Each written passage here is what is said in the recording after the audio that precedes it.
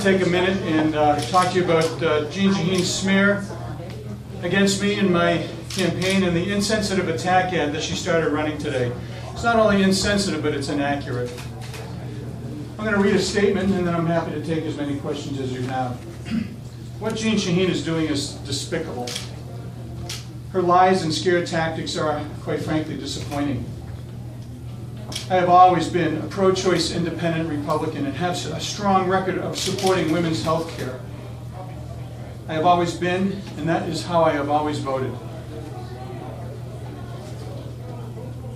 Some of you know I've been protecting women since my mom was being beaten at 5 years old when I came to her rescue.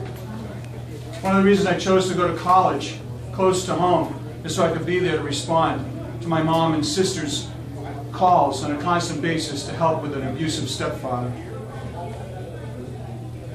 Since Senator Shaheen does not want to talk about her record in voting with the president over 99% of the time, she wants to talk about my record.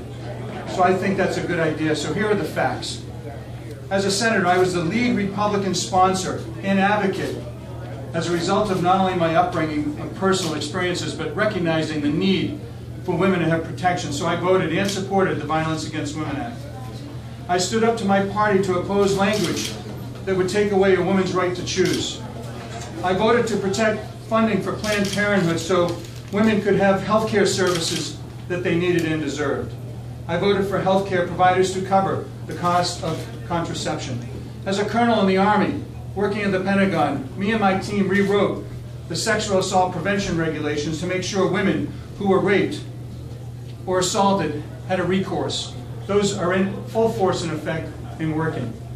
The very sad thing about it is Senator Shaheen knows all this. She remembers that I was one of just a handful of Republicans to support her amendment to protect female service members who were raped and allow them to get the care and services that they needed.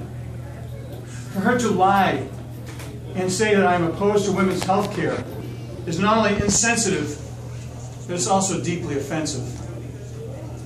Let's be clear.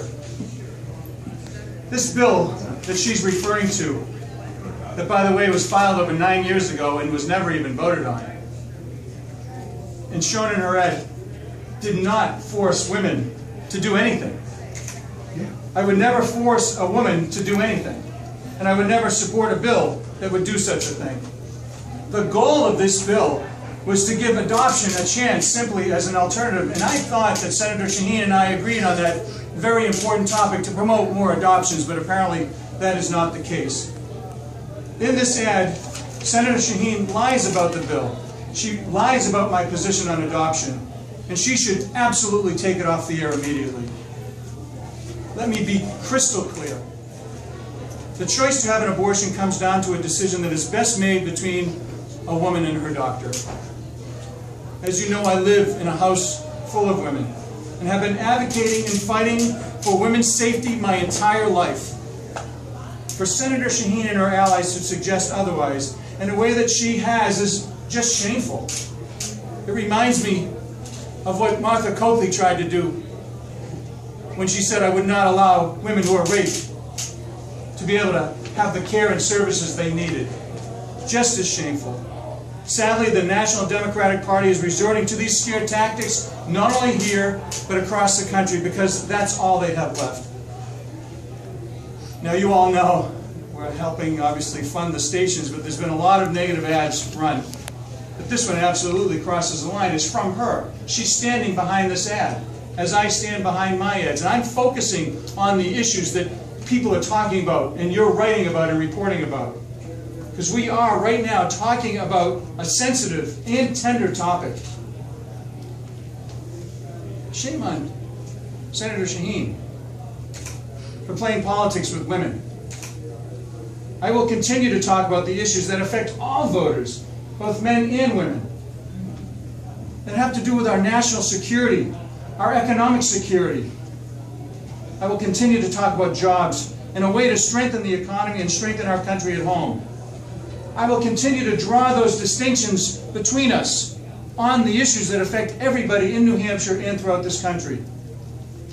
And I trust, absolutely trust, the people of New Hampshire, that they will see through these lies, these offensive and insensitive attacks, not only on me, but every woman in this state.